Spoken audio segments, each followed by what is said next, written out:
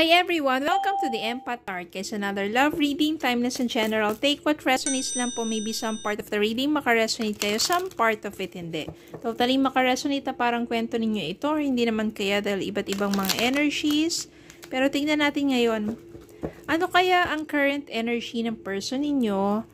Ano yung hidden truth? Mga nais niyang sabihin sa inyo kung may pagkakataon. Tingnan natin.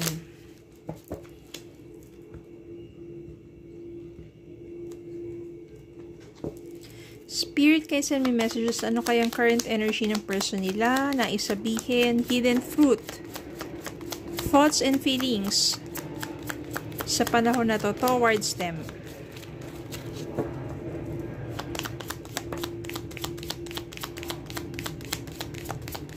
Two more messages. Isa na lang. Yan. Ito yung mga lumipad.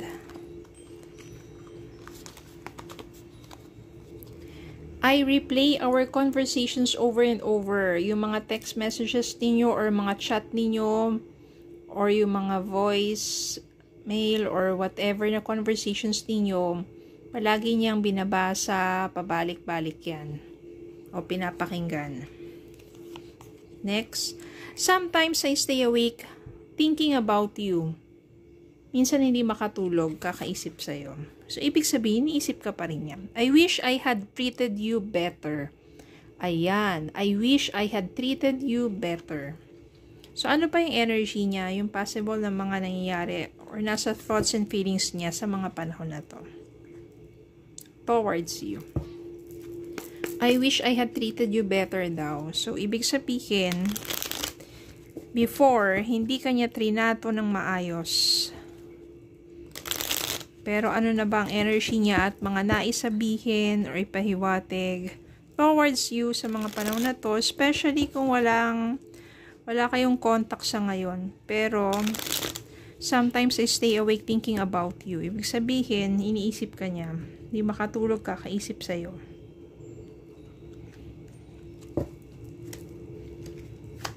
Send me more messages, Spirit, kahit anong current energy, person nila sa ngayon, mga nais sabihin, thoughts and feelings, bakit I wish I had treated you better, bakit sometimes I stay awake thinking about you, yan.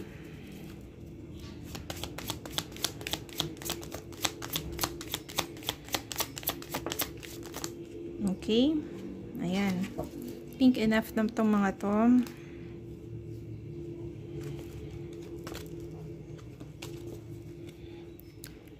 Four of Cups. Ibig sabihin, Four of Cups, talagang ikaw pa rin ang iniisip niyan. Ayan o.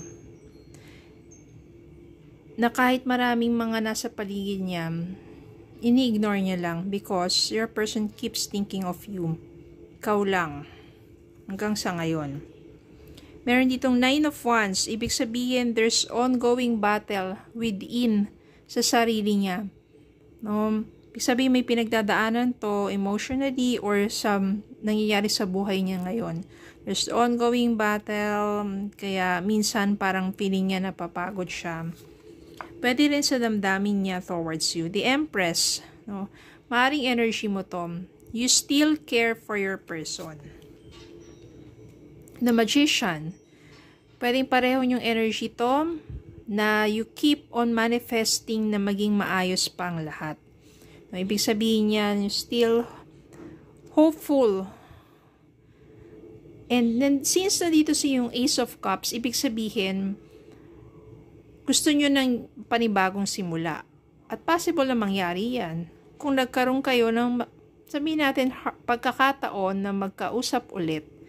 Nagkaroon kayo ng heart-to-heart talk, nagkaroon kayo ng mga sabihin natin, forgiveness, acceptance, ganyan. Kaya, pwedeng mangyari yung Ace of Cups. New beginnings para sa inyong dalawa.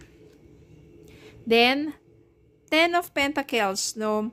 Parang, possible, if nagkaroon ng second chances, dahil natuto na siya sa kanyang mga pagkakamali na tratuhin ka before na hindi maayos, pero ngayon, ay babawi na ng husto yan. Tapos meron sa inyong support system, kayong dalawa, magiging maganda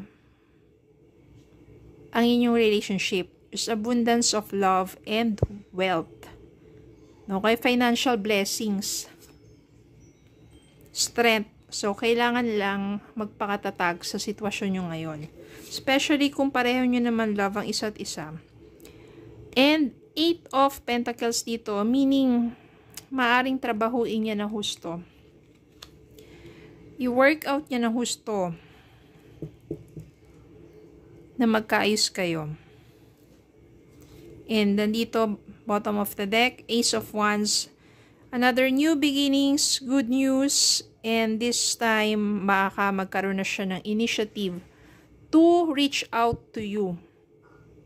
Ace of Wands. Parang outpouring love, yung passion. Magkakaroon ko kayo ng panibagong simula will be a passionate one. Okay, so maybe your person keeps thinking of you. I wish I had treated you better. Sometimes stay awake thinking about you. Iniisip ka palagi ng person mo. At nais niya na magkaroon kayo ng new beginnings. Dito, dahil dalawang ace ang lumabas. Ace of Cups and Ace of Wands. So, possible na ganun nga. Magkakaroon kayo ng panibagong simula. If there is a chance na magkausap kayo. Pero, parang ganun nga kasi, parang magkakaroon niya ng initiative to talk to you. At wala namang third party. Siguro yung pride lang. No?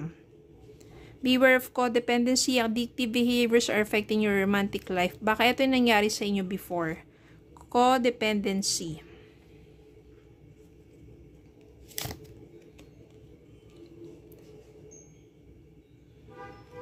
Keep the door open. Don't be so focused on a closed door that you don't see the ones which open for you. Sino ba yung which will open for you? Yung new doors. Siya kaya yun. New door of opportunity for you to fix things. Actions speak louder than words. If you want to know what someone is feeling, watch what they are doing. Or maybe this time, your person will take action to reach out to you. Okay? Wala namang masama. Basta importante, mabuti ang intention at natuto na sa pagkakamali at para sa panibagong simula. Okay? So, yun lang po. Maraming salamat po for watching. Please don't forget to like, share, comment, subscribe, follow my Facebook and YouTube. Have a good day po and God bless.